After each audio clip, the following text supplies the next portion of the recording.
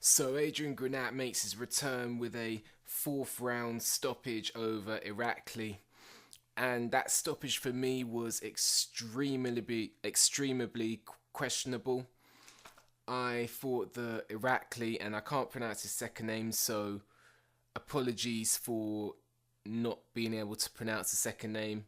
Um, Now, Granat caught Irakli in the fourth round with it looked to be a right liver shot, a right kidney, a right rib shot rather. Now, Irakli went down, and Irakli got back up, and he was fighting, but the ref stopped it. I don't know if his corner had something to do with it. I don't know, but nonetheless, very questionable.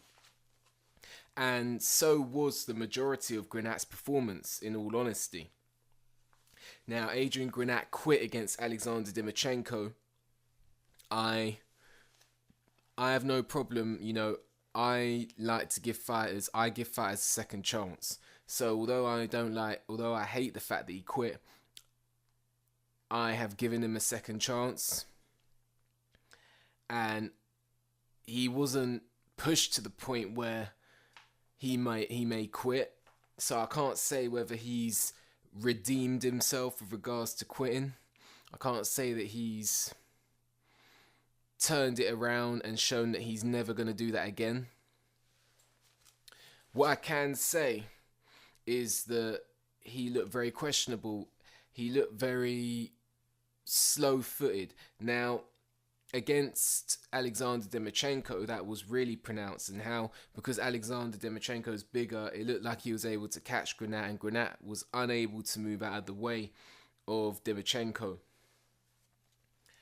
And looking at his performance against Irakli, it just looks like he's going to be one of those fighters that's got slow feet, awful footwork, uncoordinated feet, and easy to hit. And he was getting hit by this by Irakli, and Irakli was a southpaw.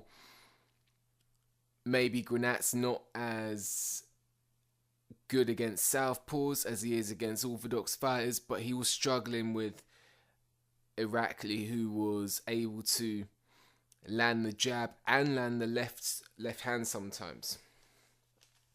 So Granat, I don't know whether he's no longer a quitter. I don't know whether he's not going to quit again. I do know that he's got work to do on his footwork. If he's going to have slow feet and be uncoordinated on his feet, then he needs to be a fighter that focuses on power. And that brings me on to my next point. He really did look, he was pouring with the jab, and he wasn't putting a little power into it. He only started to put more power into it in the third round. But if he's going to be a fighter that's very static, then he needs to be putting power in all of his shots. Well, he needs to be putting power in all his shots anyway, but because he's slow-footed, he needs to be a fighter that focuses on power. And he wasn't focusing on power. And, I think all fighters should focus on power. Granat is slow, so he's slow on his feet. If he's got no power, he's fucked. He's not gonna be able to win. He won't be able to win at probably even top 100 level. So I wasn't impressed with this fight. I mean, I gave the first round as a draw, second round I gave to Irakli, and the third round I gave to Granat. The fourth round, Granat was still struggling until the knockdown.